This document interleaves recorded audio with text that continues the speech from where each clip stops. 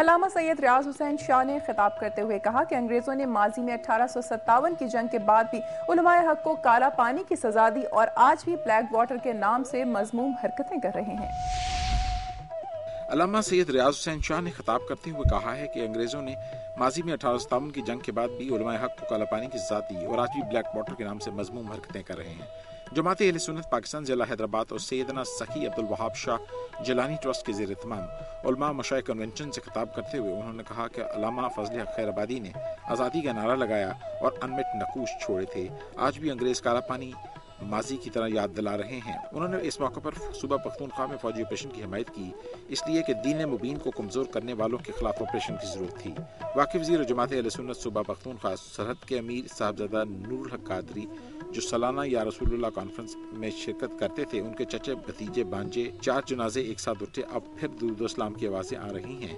اس وقت پاکستان دشمن ناصر atomic power کو ختم کرنے کے لیے کام کر رہے ہیں، اسی لیے طالبان کے کندھوں پر بندوقیں رکھ کر اسلام دشمن پاکستان کو کمزور کر رہے ہیں۔ ہمارے بزرگوں نے پاکستان بنایا تھا، ہم پاکستان کو کمزور نہیں ہونے دیں گے۔ سرپرست اعلیٰ جمعیت علماء مشائخ اہل سنت پاکستان پیر سید غلام جیلانی نے کہا کہ مزارات سے عقیدت رکھنے والے محدود نہیں ہیں، ہم اسلام دشمن سن لیں، اولیاء کرام کی ناموس پر بر بٹنے والے بہت ہیں اور بر بٹنے کے لیے تیار ہیں۔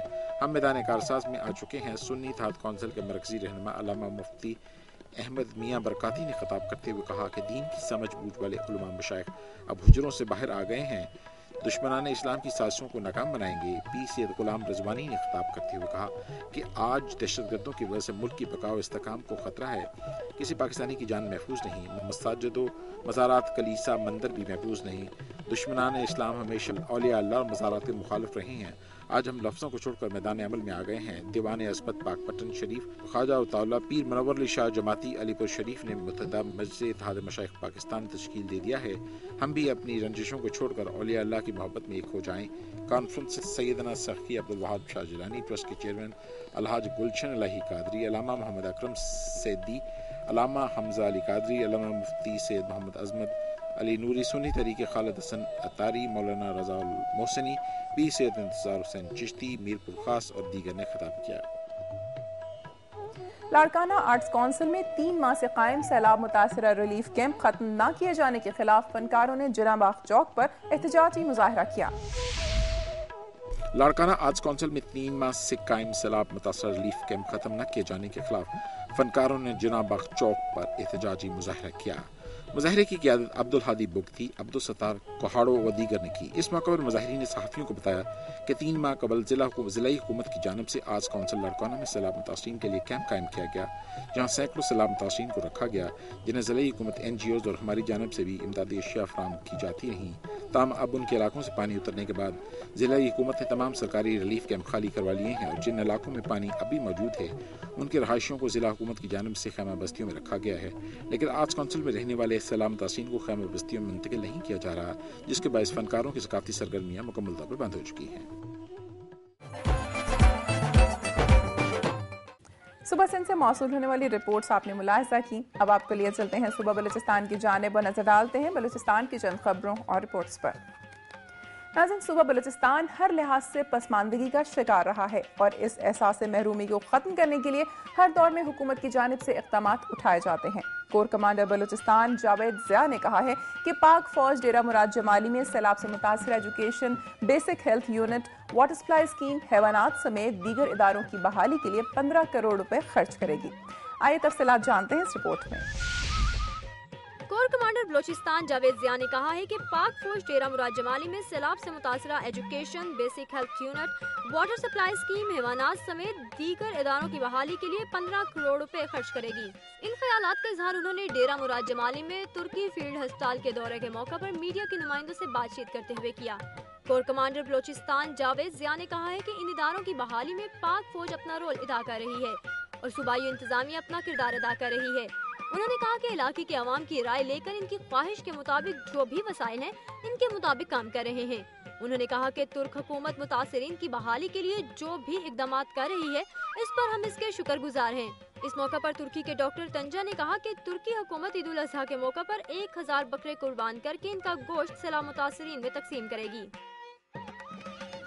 ناظرین، شیریں فرحات کی لازوال محبت کی داستان رومانوی ادب کا اہم ترین حصہ ہے۔ لسبیلا آواران کی سرحد پر واقع شیریں فرحاد کے مزارات آج بھی محبت کرنے والوں کو اپنی جانب راغب کرتے ہیں۔ اس رومانوی داستان سے متعلق ایک رپورٹ آئیے دیکھتے ہیں۔ عشق و محبت کی لازوال داستان شیریں فرحاد کے مزارات بلوچستان کے شہروں آواران اور لسبیلا کو ملانے والی سرحد پر آج بھی خاص و عام کا مرکز ہے۔ مورخین کے مطابق اس وقت ایرانی بادشاہ شاہ ایران پرویز نے اعلان کیا تھا کہ جو اس پہاڑی میں سے راستہ بنائے گا تو اس شخص کو وہ اپنی بیٹی کا رشتہ دے گا، جس پر ایرانی شہری فرحاد نے اس چیلنج کو قبول کر لیا اور اس پہاڑی کو چیر کر راستہ بنا ڈالا۔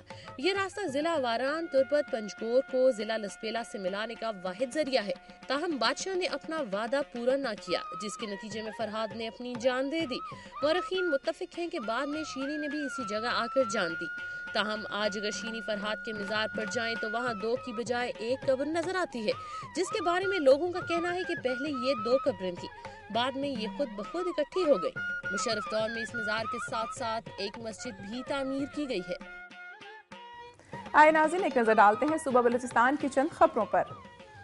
سوراب بلوچ مصالحتی جرگے کے رہنما پرنس موسیٰ جان بلوچ نے کہا ہے کہ مصالحتی جرگہ بلوچ قوم کے مختلف قبائل میں عرصہ دراز سے جاری قبائلی تنازعات کے خاتمے کے لیے بھرپور کوششوں میں مصروف ہے۔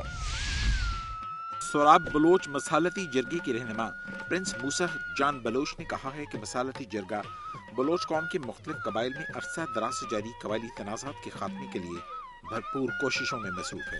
کلات کے علاقے سوراب گدر میں قبائلی رہنما میر علی اکبر گرگناڑی کی رہائش گاہ پر صحافیوں سے بات چیت کرتے ہوئے موسیٰ جان بلوچ نے کہا کہ ان کے دورہ سوراب کا مقصد بھی یہی ہے کہ مختلف قبائل کے سرداروں اور عمائدین سے مل کر ان کے تعاون سے قبائلی تنازعات کو بلوچی رسم و رواج کے مطابق ختم کریں۔ کوشش ہے کہ لانگو اور لہڑی قبائل کے درمیان 2 ماہ جنگ بندی کے بعد ان کا قبائلی رسم و رواج کے مطابق تصفیہ کروائیں۔ اسی طرح زرقزائی قبائل کے درمیان جاری کشیدگی اور قبائلی تنازع کو ختم کرنے کے لیے ہم چیف آف جھالاون سردار ثناء اللہ خان زہری اور نوابزدہ میر امان اللہ خان زرقزائی سے ملاقات کریں گے۔